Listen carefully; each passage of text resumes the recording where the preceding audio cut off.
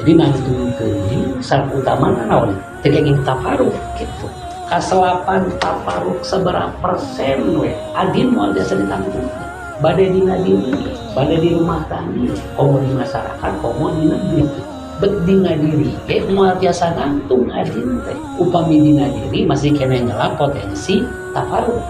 Naon potensi tafaruk ngarasa diri pang nama tak parios lamun dina diri adin teu daekeun nangtung parios diri aya potensi tafaruk naon akarna ngarasa diri pang asa teu nangtung-nangtung dinten dina awak teh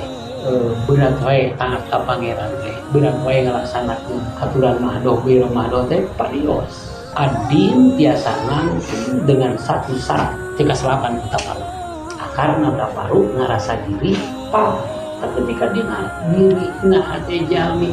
aya potensi ngarasa diri pang aduh dan nepikeun bae lagi moal biasa diri nangtung boro-boro dina rumah tangga boro-boro dina pori aku mubaga dina awakna sorangan ge moal daekeun nangtung adit lamun potensi taparukna teu dicoplokeun heula maka anu teu tiasa nyoplokeun potensi tafaruk kapal sakaacorkeun dina diri mah kitu naon margina nu dipahing pisan nu dipahing pisan teh naon bahasa anu di warning pisan ku pangeran ku paling di warning ku Allah dina parentah nangtungkeun di naon tafaruk nu paling di warning teu aya nu sanes kamana parios diri aya potensi tafaruk anu yang masih antara potensi tafaruk teh aya dina ngarasa diri pang syukur ngarasa pang pinter ngarasa pang bersih ngarasa pang soleh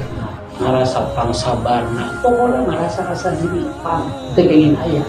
ieu anu paling di warning dina parentah nangtungkeun adin